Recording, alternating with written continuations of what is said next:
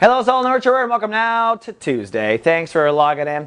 Sunny and chatty today for the Cancerians, the Cancers, the Crabs. That's because the moon, your ruling planet, is now in Virgo. So emotions and intellect are working side by side for the next 48 hours.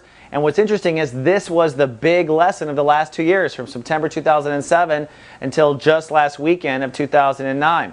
So what have you learned? Today with the moon in this space, are you triggered to fall into a mind game? Did a mind game trigger you to be emotional? If that's the case, you haven't learned much, Cancer. It's time to act on what you have learned, and be advised, this will be tested next spring again as Saturn retrogrades back into Virgo. So it is time for Cancers to let their minds support them, not be their enemy. And you will be triggered in the next 48 hours. So we're on the Sun.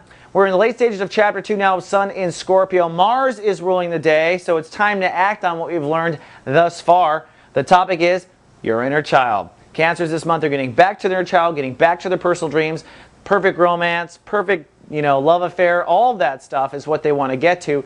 Yesterday I said make some decisions, at least narrow it down to a generic area of where you want to manifest toward. Well, today with Mars ruling the day, you want to act on what you decided yesterday. So if you decided yesterday that you want to be a rock and roll singer, well, do something today to support that. Whether you go out and buy bands, CDs of bands that you respect, or maybe you decided that you wanted to be a lawyer. That's your personal dream. Well, if nothing else, go rent a movie about law.